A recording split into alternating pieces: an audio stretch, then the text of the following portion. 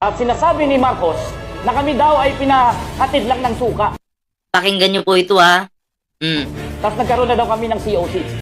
Pinahatid ng suka, tapos nagkaroon ng COC, tapos... Subukan lang ni Bongbong Marcos makapasok kami sa Senado. Okay, subukan lang. So, may hamon, may matatawag ba itong pagbabanta? Okay? Subukan niya lang, gugulong ang ulo ng lahat ng mga political dynasty.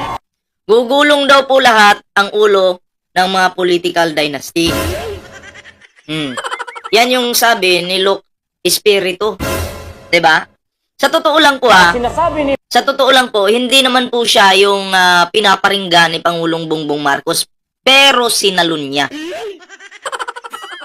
Halatang halata naman doon sa sinabi po ni Pangulong Bongbong Marcos na ang sinasabihan po doon, pinapatamaan po doon itong grupo ni Digong. Bakit naman sinalo mo, Luke Espiritu? Lawyer ka, di ba? Anyari sa brains mo? Hindi na ba nagpapangsyon? Diba? Oh? Marcos na kami daw ay pinahatid lang ng suka. Tapos nagkaroon Tapos? daw kami ng COC. Subukan lang ni Bongbong Marcos makapasok kami sa Senado. Subukan lang mo lang daw, PBBM, na makapasok siya sa Senado.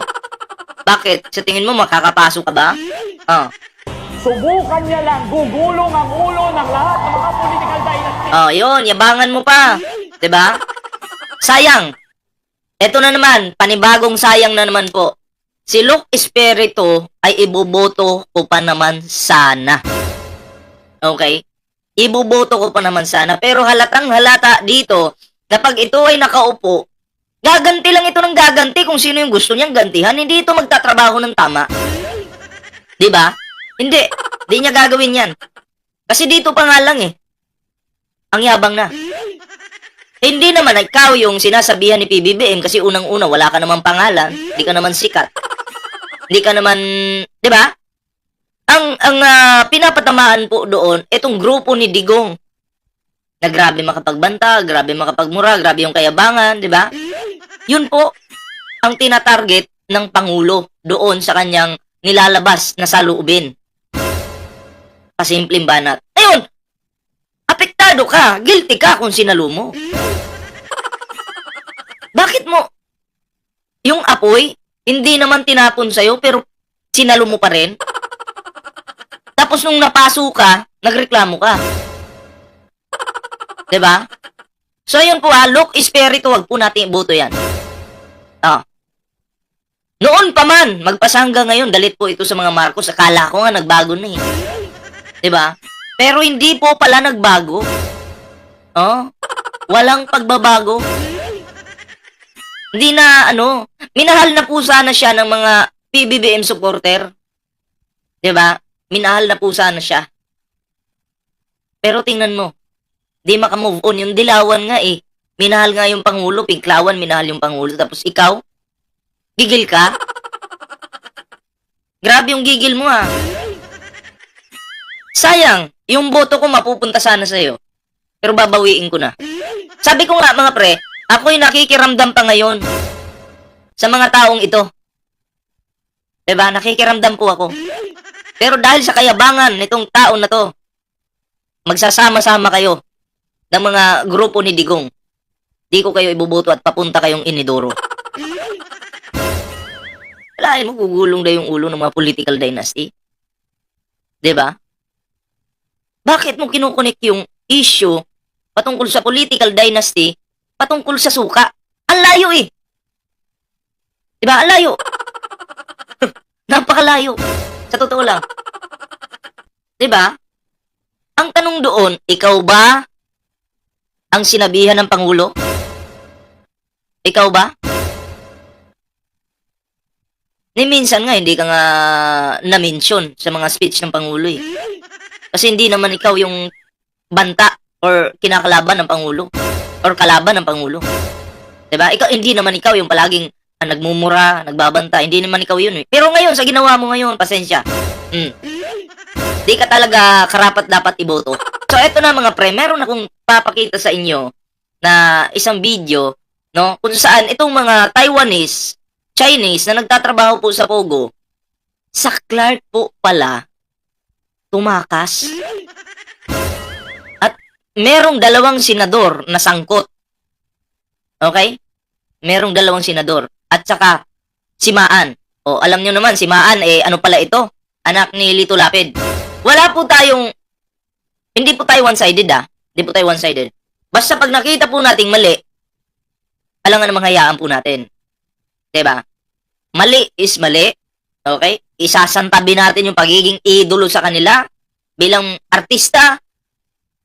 Pero pagdating dito sa usaping pangbansa, diba? Pag mali ka, mali ka. Ganun lang yun. So ito, merong isang kumanta. Merong isang kumanta na nilaglag. Nilaglag itong si Maan at dalawang senador. Ang tanong, sino kaya itong dalawang senador na to? Panoorin po natin ito. Yung mga Chinese na nahuli sa Pogo. Oh, mga Chinese na nahuhuli sa Pogo, ha? Take note. Chinese, Taiwanese. Chinese, Taiwanese, lahat ng nahuli sa Pogo, 600 people. Oh, 600 katao, ang dami nun. Ibig sabihin, siksikan na sila dyan sa Clark Airport. Ha? Luzon, Visayas, Mindanao, nagsama-sama siguro kasi tatakas na nga po sila. Oh, ito. Tatlong eroplano pinatakas ni Maan. Tatlong eroplano pinatakas ni Maan. Ang tanong dito, sino si Maan? Si Maan po ay anak yata ito ni Lito Lapid. So mamaya alamin natin sa isa pang video na bibigyan natin ng reaksyon. Okay. Sino si Maan? Tatlong eroplano pinatakas ni Maan. At nag-overtime ang mga tao para Oh. tatakan ang mga passport ng lalabas ng Pilipinas. Hindi ko alam. Oh. Nag-overtime daw yung mga tao para tatakan yung mga passport ng mga tao na lalabas ng Pilipinas. Kaninong passport yun? Taiwanese sa mga Chinese. Okay? Ano? 20,000 bawat isang empleyado ng Clark Airport. Uy, tama ba yon? Yung mga empleyado dyan sa Clark Airport. Bakit ganun kayo dyan, ha? 20,000? Overtime? Aba, teka lang. Tama pa ba yung ginagawa nyo? Dapat imbestigahan yung Clark Airport na yan. Diba? Oo, nagpapatakas ng mga, alam mo yun, yung mga may sabit. Nang araw yung pinaalis sa mga Taiwanese, tatlong eroplano. Ang sabi ko nung una, isa lang. Kita nyo, wala ng Taiwanese sa Chinese ngayon, di ba? Pinatakas na ni Maan. Pinatakas na ni Maan. At dalawang senator ang involved. Uy! Sinong senador yun? Oh. Dalawang senator ang involved.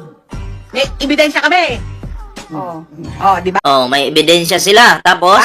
Kaya ako galit na galit. Akala sa Mindanao, hindi po sa Mindanao. Sa Clark Airport po pinalusot ang may 600 plus na Taiwanese na sumakay sa tatlong eroplano. Oh. Yung mga Chinese na... Oh, klaro po yun, ha? Hindi po pala sa Mindanao tumakas. Hindi po pala sa Davao, okay? Kundi sa Clark pala. 600 plus na mga chikwangkwang at Taiwanese tumakas. Nagsama-sama, tatlong eroplano. Tapos, ang nagpatakas, di umano, si Maan. Sino si Maan? Yan yung alamin natin ngayon. Diba? Sino yung dalawang senador na nagpatakas? Kasi ang nagbabasa-basa ako sa, diba, alam mo naman, sa comment section, ito si Maan ay anak daw po ni Lito Lapid. So, kung anak siya ni Lito Lapid, madidiin si Lito Lapid dito. Kasi anak niya yung nagpatakas. Diba? So, eto ngayon. Bigyan po natin ng reaksyon itong isang video dito, no? Ni, wait lang. Asan na ba yun? Isang video ni Tuto Kausing. Okay? Oh. Lito Lapid.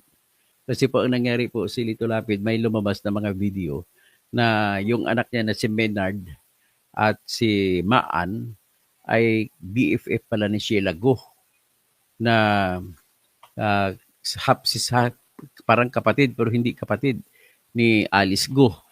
So isa naman ito na dagdag na katibayan na siya ay konektado sa protector siya ng Pugo. Natandaan nyo, galit na galit siya sa akin noon at pumunta pa siya doon kay Risa Hontiveros sa hearing ni Risa Hontiveros.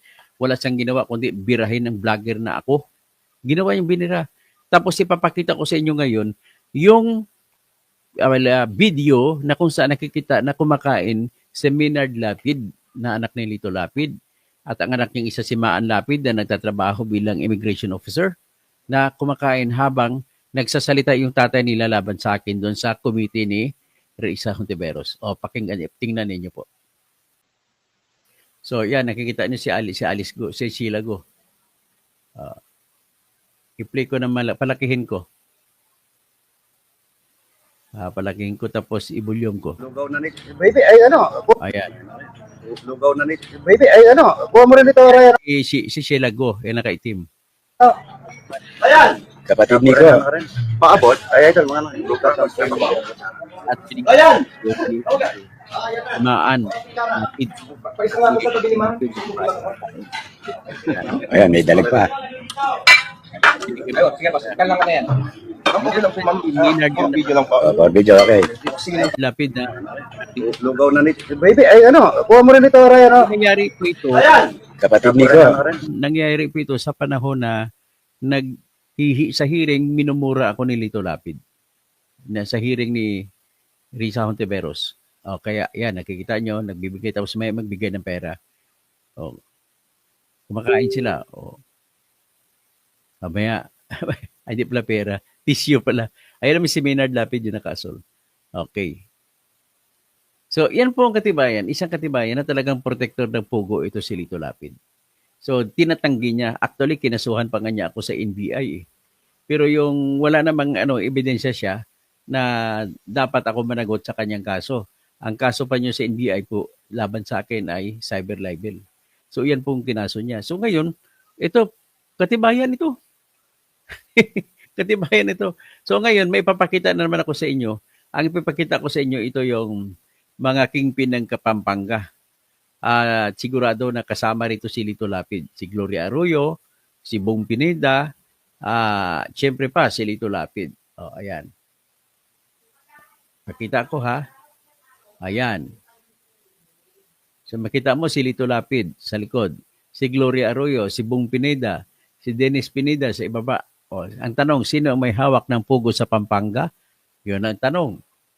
So, ngayon, ang tinutukoy natin, ang Purak may tinatawag na, may nagpapatakbo ng Pugo. Tapos ito matindi. O yan. O, dapat na pinoprotektahan ni Lito Lapid si Jing Capel na siyang mayor na nagbibigay ng business permit na murang-mura, hindi malang naniningil ng ang tinatawag na mahigit 10 billion mahigit na real property tax sa business taxes, hindi siya naniningil. So malaking kinita ni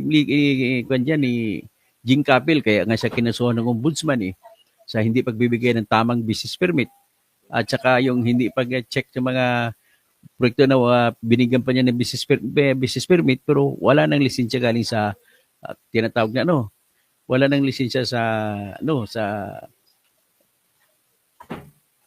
PAGCOR. So, ibig sabihin, sinuway niya ang batas. Ganun po, kaya hanggang ngayon suspendido na mayor si Jing Capel.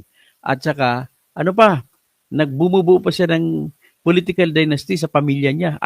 Siya na tumatakbong mayor ng Purak. Ang anak niya, tumatakbo rin vice mayor. Ay nako, grabe talaga ito mga swapang na mga Capel. Okay? So, ngayon, pagkatapos niyan, ito pa po imatindi. Ibaba ko pa. Saan ba yun? Ito. Yan. Yan. Yan po ang lupa na binigay kay Lito Lapid. Lupa ni Lito Lapid, dyan sa may Pugo banda. Itong tax deck. So, palakihin natin. Palakihin natin tax deck. Yan. Palakihin natin. Yan may pangalan, Lito Lapid. Yan, Lito Manuel Lapid, Marisa Lapid. Yan ang asawa niya, si Marisa Tagli Lapid. Yan. So, ngayon, paano pa ito ngayon? So, yan lamang po. Ang problema nito ay talagang Huwag nyo na iboto niyan. Ang Kapampangan, sinusukan na siya ng mga Kapampangan. Mga kabaling ko, sinusukan na si Lito Lapid. Kayo mga hindi Kapampangan, yung nagpapanalo kay Batang Quiapo, no? Lolo ni Batang Quiapo. Sinisira mo lang si si Batang Quiapo sa ginagawa mong yan. Oh, dapat kunwari natigil yung pelikula niyo na wala ka na kasi campaign period na. Pakita ko ha. Mahalin po natin yung bansa natin, ha? Sabi ko nga, straight natin, lahat ng PDP laban, straight papuntang Iniduro yan. Ha? Huwag po natin iboboto. Ngayon, dito, sa pinapakilala ni Pangulong Bongbong Marcos, 'di ba? Lalo na, ganito ngayon, si Lito Lapid, nasasangkot na naman sa issue na to, sa Pogo. Mahirap nang magtiwala sa panahon ngayon. So, dapat talaga, mamili na lang po kayo ng kung sa tingin nyo tama, iboto po ninyo. Pero pag alam yung sangkot na sa mga kapalpakan, lalo na yung Pogo, nagpahirap yan sa ating bansa. 'Di ba? Delikado pag makabalik ulit yung Pogo. 'Di ba? Kasi ang dami pong Pilipinong naperwisyo nang dahil sa Pogo na yan. Ayan. So makita mo si Lito Lapid sa likod, si Gloria Arroyo, si Bong Pineda, si Dennis Pineda sa ibaba. O, ang tanong, sino ang may hawak ng Pogo sa Pampanga? Yun ang tanong. So ngayon, ang tinutukoy natin, ang Purak ay may tinatawag na... So, well, kung titingnan mo yung larawang yan, edited siya. Parang tinanggal lang yung background tapos pinagdikit-dikit sila. Hindi sila totally na nagsama sa isang lugar tapos nagpicture sila. Parang pinagdikit-dikit lang. Parang thumbnail ba? Pag gagawa ka ng thumbnail. May nagpapatakbo ng Pogo. Tapos ito matindi. O yan. O, dapat na pinoprotektahan ni Lito Lapid si Jing Capel na siyang mayor. Na, Yun. Talagang yan. Talagang nagpicture sila. Nagbibigay ng business permit na murang-mura, hindi man lang naniningil ng ang tinatawag na mahigit 10 billion mahigit na real property tax at business taxes, hindi siya naniningil. So malaking kinita ni Jing Capel, kaya nga siya kinasuhan ng ombudsman sa hindi pagbibigay ng tamang business permit. At saka yung hindi pag-check ng mga proyekto na binigyan pa niya ng business permit pero wala nang lisensya galing sa tinatawag na wala nang lisensya sa PAGCOR. So, ibig sabihin, sinuway niya ang batas. Ganun po kaya hanggang ngayon suspindido na mayor si Jing Capel. At saka, nagbumubuo pa siya ng political dynasty sa pamilya niya. Siya na tumatakbong mayor ng Purak. Ang anak niya tumatakbo rin vice mayor. Ay nako, grabe talaga ito mga swapang na mga Capel. Okay? So, ngayon, pagkatapos niyan, ito pa po imatindi. Ibaba ko pa. Saan ba yun? Ito. Yan. Yan po ang lupa na binigay kay Lito Lapid. Lupa ni Lito Lapid, dyan sa may Pogo banda. Itong tax deck. So, palakihin natin. Tax deck. Yan. Palakihin natin. Yan may pangalan, Lito Lapid. Yun. Yan, Lito Manuel Lapid, Marisa Lapid. Yan ang asawa niya, si Marisa Tagli Lapid. Yan. So, ngayon, paano pa ito ngayon? So, yun lamang po. Ang problema nito ay talagang huwag nyo na iboto niyan. Ang Kapampangan, sinusukan na siya ng mga Kapampangan. Mga kabaling ko, sinusukan na si Lito Lapid. Kayo mga hindi Kapampangan, iyon nagpapanalo kay Batang Quiapo, lolo ni Batang Quiapo. Sinisira mo lang si Batang Quiapo sa ginagawa mong yan. Dapat kunwari natigil yung pelikula niyo na wala ka na kasi campaign period na. So, okay, nandito pa rin ako, hindi ako kandidato kasi tinanggal ako. So, may karapatan ako ngayon na mag-vlog. At bibirahin ko ang mission ko sa buhay para ihandog ko sa bayan, sa mga mamayang Pilipino ay ang usisain ko o rirating ko ang bawat kandidato at tahasan kong sinasabi, huwag niyong iboto ang lahat ng kandidato sa linya ni BBM. At huwag niyo ring iboto ang lahat ng kandidato sa linya ni DDS. Sa sinabi niya, opinion niya yon, na agree ako sa kanya pagdating sa sinasabi niyang wag iboto yung mga kandidato sa linya ni Digong. Okay yun, agree ako doon. Pero sa sinabi niya na wag iboto lahat ng kandidato sa linya ni PBBM, yun naman ay hindi ako sang-ayon doon.